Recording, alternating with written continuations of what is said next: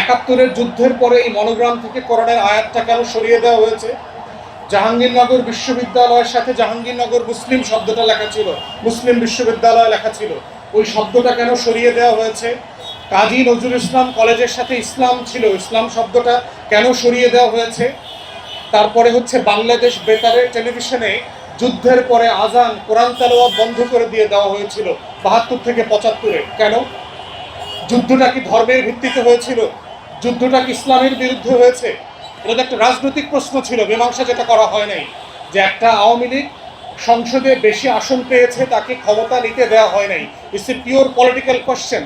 একটা রাজনৈতিক প্রশ্নকে যখন মিলিটারিলি রেজলিউশন করবার চেষ্টা করা হয়েছে, সামরিক জান্তা অত্যাচার নির্যাতন করেছে, তার বিরুদ্ধে একটা লড়াই হয়েছে। তাহলে আপনি লড়াইটা রাজনৈতিক, কিন্তু প্রতিশোধ নিচ্ছেন ধর্মের উপরে কেন? তাহলে এর ভিতর থেকে হচ্ছে এই লড়াইয়ের প্রশ্ন, ন্যায্যতা তৈরি হচ্ছে যে আসলে এই রাষ্ট্র কাদেরকে নাই করে দিতে চায়, কাদেরকে হ্যাঁ বলতে চায়। আমরা চিন্তা করে দেখেন তো, ক্ষুদিরামের কথা পড়তে গিয়ে, ক্ষুদিরামের গান গাইতে গিয়ে আমাদের চোখ থেকে কত পানি পড়েছে। কিন্তু তিতুমির, শরীয়তুল্লাহ, দুদু মিয়া, হাবিলদার, রজব আলী, এদের কথা শুনলে আসলে আপনার কাছে কেমন লাগে? একটু বিদেশি বিদেশি, ভিনদেশি, পুরাতন, হ্যাঁ একটু চিনি চিনি, একটু না চিনি। তাহলে চিন্তা করে দেখেন তো যে আপনি আসলে কাকে মনে রাখছেন এবং কাকে ভুলে দিচ্ছেন। কেন আমাদের প্রত্যেকটা ন্যাশনাল ক্যারেক্টার, প্রত্যেকটা ন্যাশনাল এন্টারটেনমেন্ট ইন্ডাস্ট্রিতে আপনি দেখবেন যে পরিকল্পিতভাবে আমার শত শত বছরের এই মুক্তির লড়াইকে কিভাবে নাই করে দেওয়ার চেষ্টা চলছে।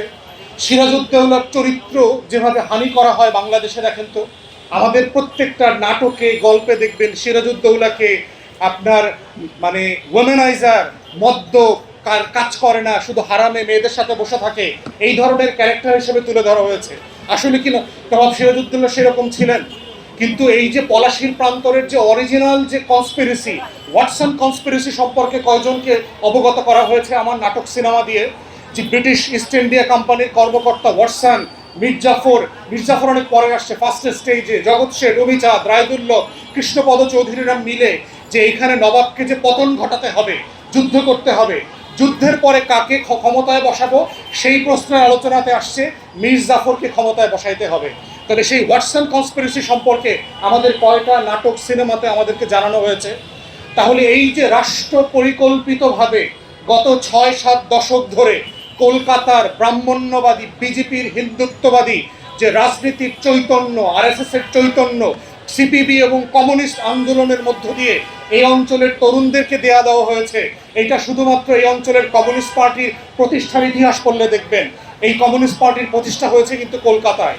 ৬৫০-র উপরে কলকাতার কমিউনিস্ট পার্টির সদস্যকে অ্যাসাইনমেন্ট দিয়ে বাংলাতে পাঠানো হয়েছিল শুধুমাত্র সংগঠন তৈরি করবার জন্য।